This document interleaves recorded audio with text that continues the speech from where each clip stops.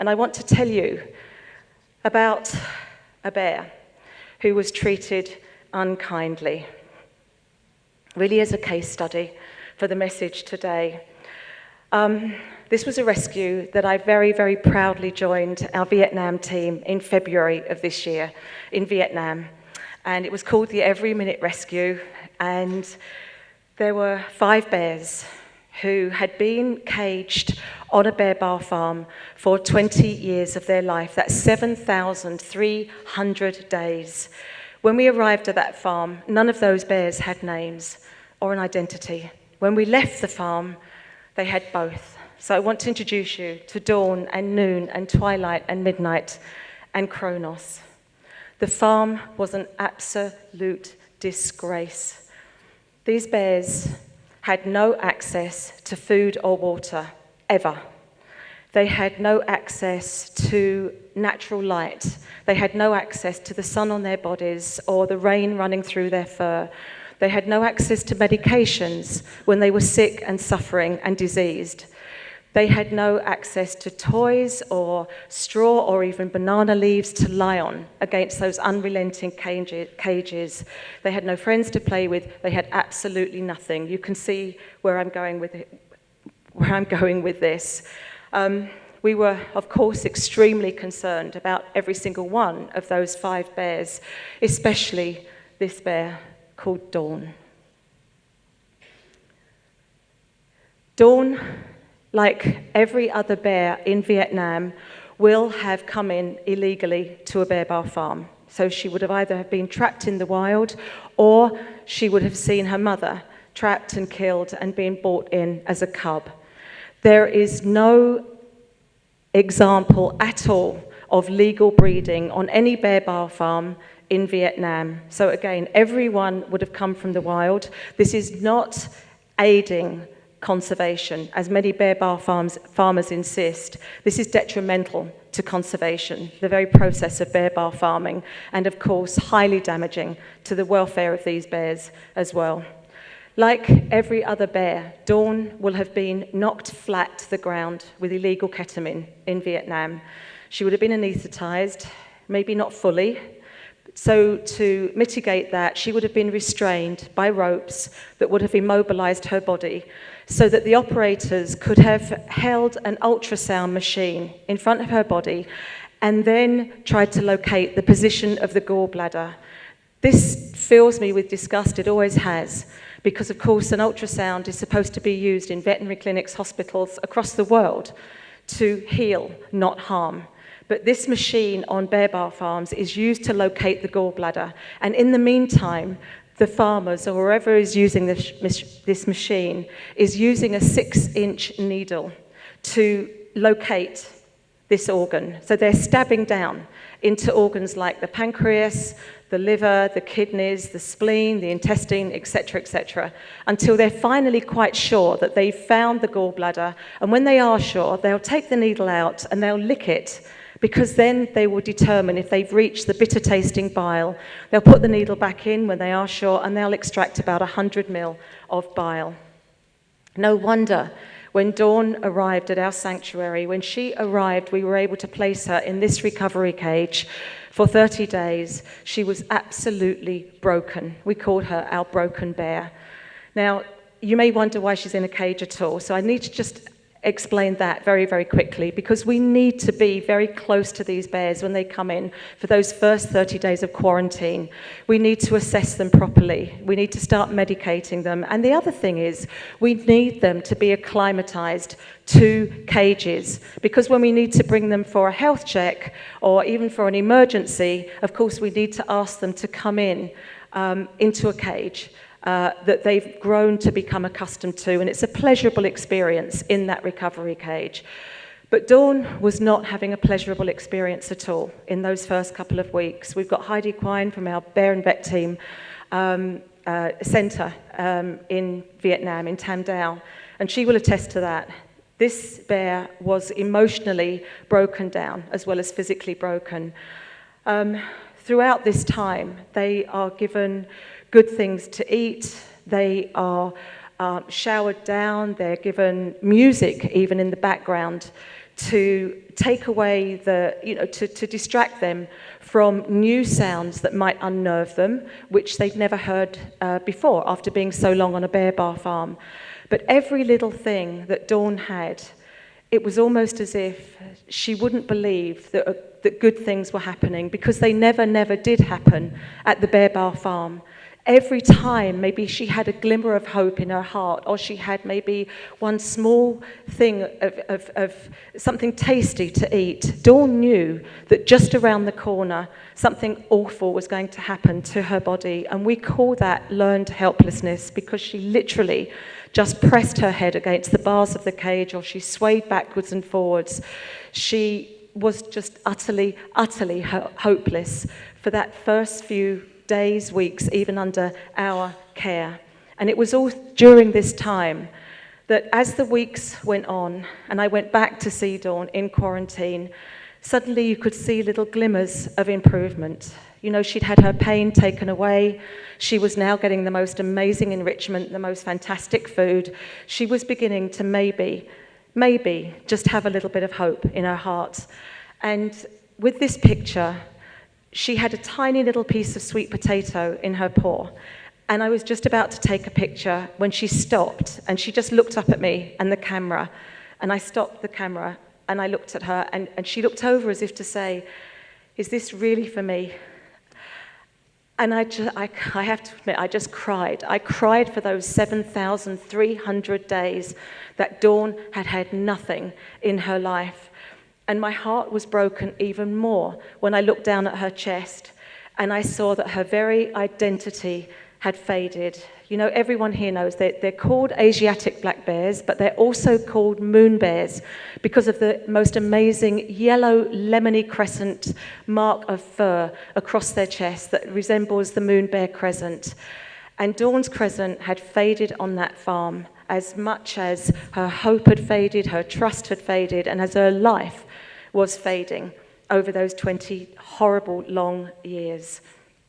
We made a promise, the entire team made a promise that we would get Dawn through her trauma, we would give her hope once more, and Dawn would be bear. Could I have some water, please? Sorry. It was Jane Goodall who often speaks about empathy, which of course is an extension of kindness, or kindness is an extension of empathy. And Jane said, empathy is really important, and only when we use our clever brain and our human heart work together in harmony can we achieve our full potential. Thank you. Jane knows that achieving our full potential means looking with empathy, looking with kindness. In fact, this picture was taken when Jane came to see us in China at our bear rescue centre there, and she named this bear Mandela in forgiveness of how these bears can be after so many years and decades caged. So, at Animals Asia, we are using our clever brains, our kind hearts to overcome three strategy areas.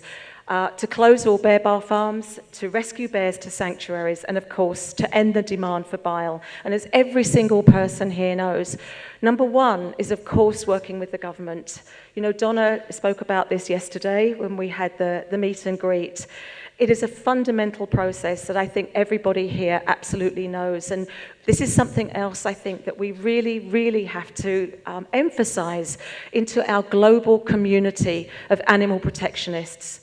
Because it is the most amazing thing when these collaboration processes really work with the government. And I'll talk about that in a little while. Of course, the next step we have to do in this process of ending bear farming in Vietnam is to build bear sanctuaries, and we're now on number 2. The third one is the rescue of bears, of course, as well. And as Tim just said, we're very lucky. Our teams in China and Vietnam, we've rescued over 680 bears now. And it is, you'll all know this, the most fulfilling thing to be able to do, to be on that front line at the coalface, able to change the personalities, the characters, the lives of these animals. And of course, working on the alternatives to bear bile that we've been doing for many, many years as well. Public education out in the community, massive, massive issue there that needs to be addressed, as we're all doing here.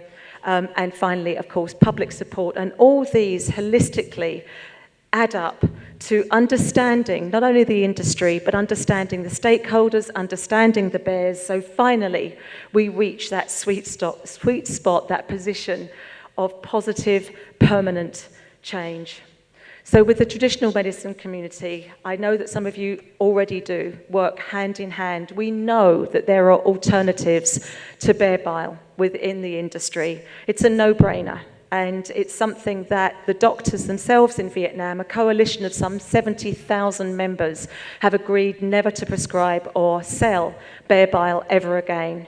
And now working with our team to have free vet clinics, clinics for the elderly to go along, to have assessments, health checks, and then walk out of those clinics with their free samples of the herbal alternatives to bear bile. I wanted to make a joke. They're usually bun fights. They're not normally as organised and as elegant as that. People just can't wait to get their free samples, but that's another story. But of course, as I said before, working with the government as well. And it was one of the proudest days of my life to stand next to Tuan Bendixson, our Vietnam director, when in 2017, the Vietnam government said they were ending bear bile farming once and for all, and they kept their promise, and in 2022, they announced to the world that they even had a date to do that by the year 2026. So we were on our way. And in fact, the local Forest Protection Department of Hanoi, those hotspots that we're working in Vietnam, they want to be the very first to rescue bears from those areas. And in fact, that just happened last week. Our first 2 bears came to our first sanctuary in Bac Ma National Park last week. So this is moving ahead, and I don't think anyone's more surprised than me, because when I first started in the 90s investigating this trade in Vietnam, many government officials were bear bile farmers, believe it or not. So this is a massive step forward, and look at them just with the kids, as we know, so important to bring the government, the educators together in the same room as well, because many of those children, by the way, they are, of course, the sons and daughters of bear bile farmers. So now we have the farmers having 2 incentives to give up bile. Number 1, it's illegal, and number 2, because their kids want them to give up their bears as well. And now those kids are growing the herbal alternatives in 34 gardens across the country, with a goal to have 100 of these gardens set up by the year 2027. So again, kids now engaging, as you all know, in your amazing public education programs, positive, permanent change. Heidi will be talking on Friday about our bringing our staff together on equity, diversity, just, talking about issues. What is a man's job? What is a woman's job?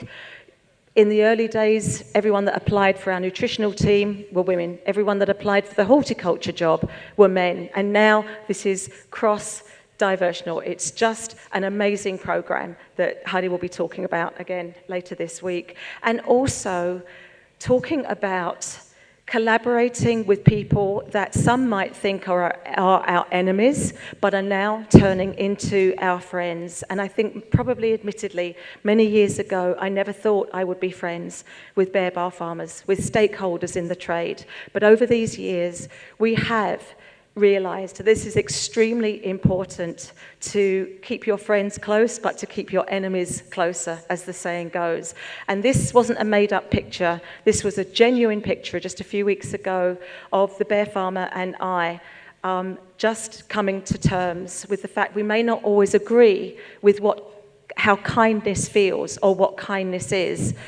But actually, we meet in the middle somewhere. And in fact, she said that not only was she pleased to give up her bears, but that she would also be telling her bear farming friends to do the same. So the cooperative care also moves on into positive permanent change with our bears as well. And I want to tell you a little story about a bear called Zebedee, who came to us in 2009 after being on a bear bile farm for 15 years of his life. He had been in that dank, dark kitchen that you can see with absolutely no external stimulation at all. In fact, he had also been so badly treated, he'd been smashed across the nose with a wooden plank. So he had various problems. His teeth were broken. He had a fistula in the roof of his mouth that obviously needed attention. And as I say there, a bit smiling face, you know, he got better, but he does have still to this day a face that only a mother could love. But luckily, he has 400 mothers and fathers across the Animals Asia organisation, so he's in very good hands. But Zebedee is now engaging in his own cooperative care. And this is an amazing program that we used to call training, and we felt that that was quite offensive. So now, again, we call it cooperative care because it's asking the bears to engage without anaesthetic in some of the disciplines of their own care. And I want to pass this over to our amazing Sarah and Quen, who are working with Zebedee for a long, long time to ask him simply to open his mouth. We've got many other examples we can talk to you about later. Blood pressure, taking bloods, physiotherapy, can go on forever. But this opening of the mouth routine allows us to this day to look at the teeth, to look at the fistula in the roof of the mouth when Zebedee is conscious.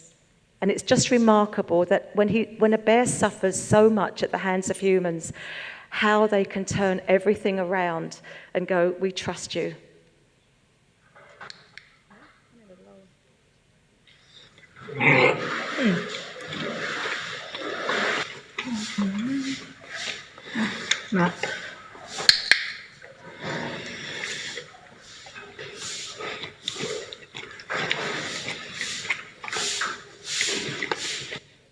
And yes, he did burp at the beginning. I'll apologise for him as well. And out into the enclosure straight away. So he's not recovering from the effects of anaesthetic. He's back out there with his chums because of his own cooperative care. And this extension of kindness just ripples across everywhere. You know, obviously I haven't got time to talk about some of the kindness in our other programs like Professor Paws and Dr. Dog. So many of you have similar therapy programs, and it's just a joy to be talking with you about those. And again, that joyful, joyful, unconditional love that dogs bring into our life when we take them to hospitals, disabled centres, you know, homes for the blind, schools, etc., etc. And I know that every single one of you, of course, you know, knows that platform. And of course, I hope that we can do more about that, because we really, really need to connect our audiences so much with that empathy, with that kindness again. I remember when I first went to South Korea in the mid-1980s, when I was working for the International Fund for Animal Welfare. And during that time, when there were international demonstrations against the dog meat trade, I remember reading a story about students. It was during the Olympic Games in 1988. I remember it like it was yesterday, because students were then demonstrating in South Korea and saying that they felt that this was gross Western imperialism, and how dare we start to criticize their culture. And not only were they not going to stop eating dog, they were going to eat more dog because of international pressure on their shoulders. I never forgot that. And even, you know, years later, we had dog farmers demonstrating outside the National Assembly. In fact, it was a counter-demonstration when internally demonstrations against dog meat eating were going on. You can see they were wearing bandanas with fight and unity, and they too were saying, we don't appreciate being treated unkindly or being embarrassed for our culture, for our consumption of dogs. But all the time in the background, there were groups like Change for Animals, which I hope Lola would be here today. I don't think she was able to make it. HSI, of course, Kelly is here, doing phenomenal work, have been doing for years and years, collaborating, cooperating with the dog meat farmers to help them transition out of one industry and into another industry that is humane, but still helping them earn income, like medicines apparently, and blueberry farms, for example. So this, again, another example of how together collectively as a village we can encourage positive permanent change. And I don't know if we've got Chinny Krishna in the audience. He was, Chinny, there you go. Well, there's another story there, just about positive permanent change, because Chinny and I met about 100 years ago. Well, it seems like that, but I think it was about 2001, over 20 years ago. And Chinny had heard about Dr. Dog, and he said, I am going to unmercifully steal that program. And I said, you don't have to do that, Chinny. We could just work together and start it in India. And that's exactly what happened. But what I didn't realize about this incredible man and his incredible wife, Nanditha, is that they were already deep within a program called Animal Birth Control, or ABC, in the community in Chennai. And they were working on reducing rabies, and by the time they had finished, several areas had gone from a certain number of rabies to a 0 number of rabies because of Chinny and the Blue Cross of India that proved these programs can work and see positive permanent change. So it was a great extension for the Blue Cross to then start working on Dr. Dog. But they took that program even to a higher level as well. So instead of just an animal therapy program going into hospitals and disabled centres, now Chinny and Nanditha were taking should we just go back? This is Jumble. This is much loved and lost now, sadly. But Jumble was an ex-street dog of Chinny's, and then Jumble was joining his friends who were ex-street dogs and going into the community of street children, giving these kids self-worth, leadership, talking to them about animal welfare, empowering them, and just seeing, again, that amazing climate, new idea of positive permanent change for animal welfare in India. Thank you, Chinny, for that. Dave, I know our Dave Neal from Animals Asia, he won't have time to talk about 2 programs I'm quickly going to talk about with him, but again, working with elephants in the community in Vietnam. So turning something from elephant riding tourism to elephant tourism without the riding. And from an MOU that Dave signed quite recently, this has seen a province in Vietnam, Dak Lak province, that has agreed to end elephant riding tourism by 2026. And it includes not just the rescue of the elephants, but the rescue of the mahouts at the same time. This is working to put kindness in action for people and animals alike. And if you can go today, but I think the best spokesperson or best spokes-elephant today are these 2. And then we've got Kamphang on the left, who's 46 years of age, is an ex-logging elephant and was in the logging industry for decades. We've got Blue on the right, who's 62 years of age and was in the riding tourism industry for decades as well. These 2 are inseparable now in Yokdon National Park, together with their mahouts. And I'm sure many of you have heard an elephant rumble. I'm sure you've heard an elephant squeak. Oh, I've said that the wrong way around. Have you ever heard an elephant trumpet? But I'm sure, like me before, many of you might not have heard an elephant squeak with absolute joy. Please, please enjoy this video. Sense of duty, I think, for a bestie.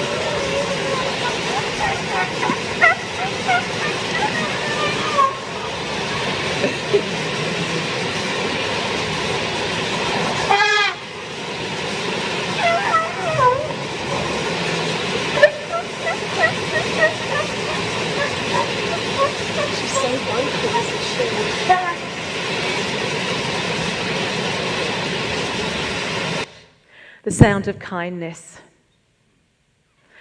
Dave also has embarked on a macaque program, and we've got representatives from Asia for Animals, obviously Brooke and team here for singing, for the macaque issues that we see. But what country in Asia doesn't have these problems? So many, of course, where they are.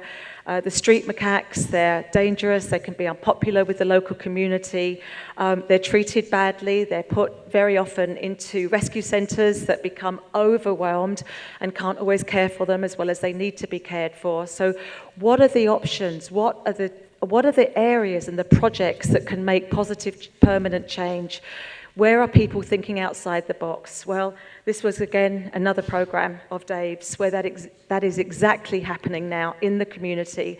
Because, again, in Vietnam, there is a wonderful national park and a wonderful government that are allowing isolated islands on that national park to be used for macaque release. So far, 13 of those macaques have been released onto one of those islands. And so far, touch wood, things are going really well. The macaques are being fed supplementary feeding. They're not rushing or storming the boats when they come in, so that means that they're finding a source of food elsewhere. And in fact, one macaque of the troop is doing his job so well that he's preventing the boat people to get off the boat and put the food on the island. They're having to just chuck it out because he's obviously the dominant male in that troop. And now, as I speak, there's another 10, I think, waiting in quarantine to be released onto this island as well. So another wonderful example of positive permanent change, working kindly as well to help the community and the animals themselves. And what became of Dawn? Well, I told you right at the beginning that everyone in the team of Animals Asia, we promised Dawn that she would be Bear.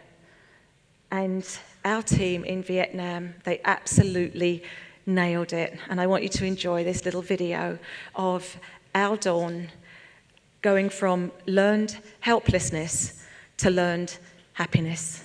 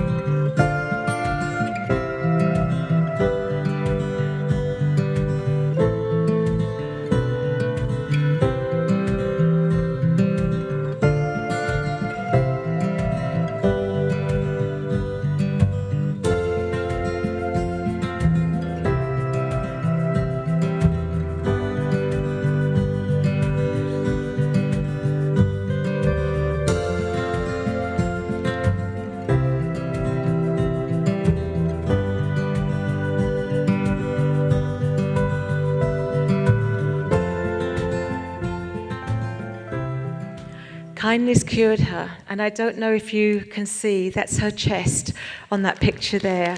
And you can see that her identity has come back. Tiny, tiny little blonde hairs on her chest, revealing the crescent moon, the identity of a moon bear as well. So our team kept their promise. Dawn is Bear. And in the final video that I want to show you now is that, again, we can together be this village of kindness to make positive, powerful change, permanent change. And we were very, very lucky to have had celebrities joining us a couple of years ago during COVID, but this video is still as relevant as it ever was today.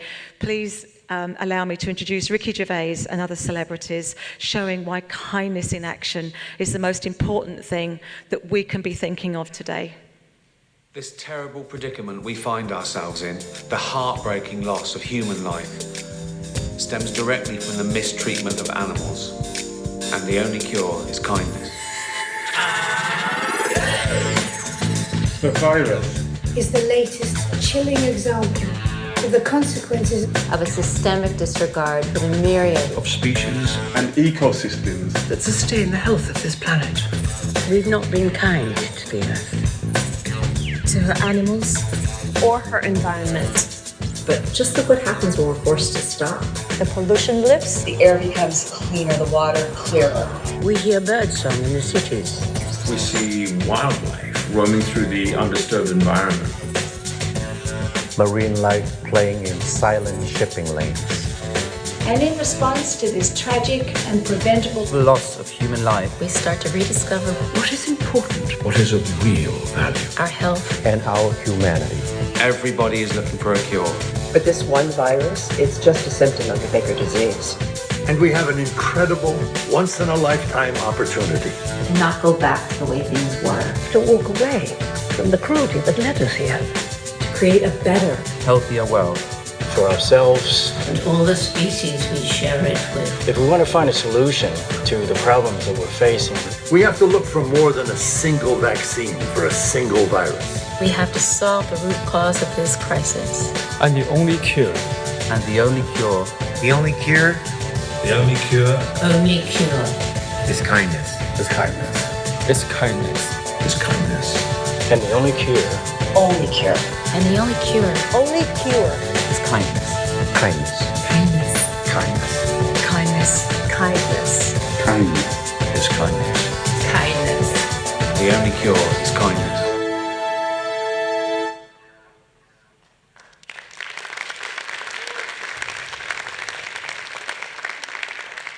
For life, it's not enough to protect what we love, but to protect, love, and be kind. And I want to thank you again, Donna, and the entire Sarawak SPCA for the privilege of speaking here, for the privilege of joining you all. I can't wait to hear from you, work with you, learn from you, as together this coalition of change makers sees positive, permanent change kindly. Thank you, everybody. Thank you, Jill. Amazing work, and we thank you for all of that.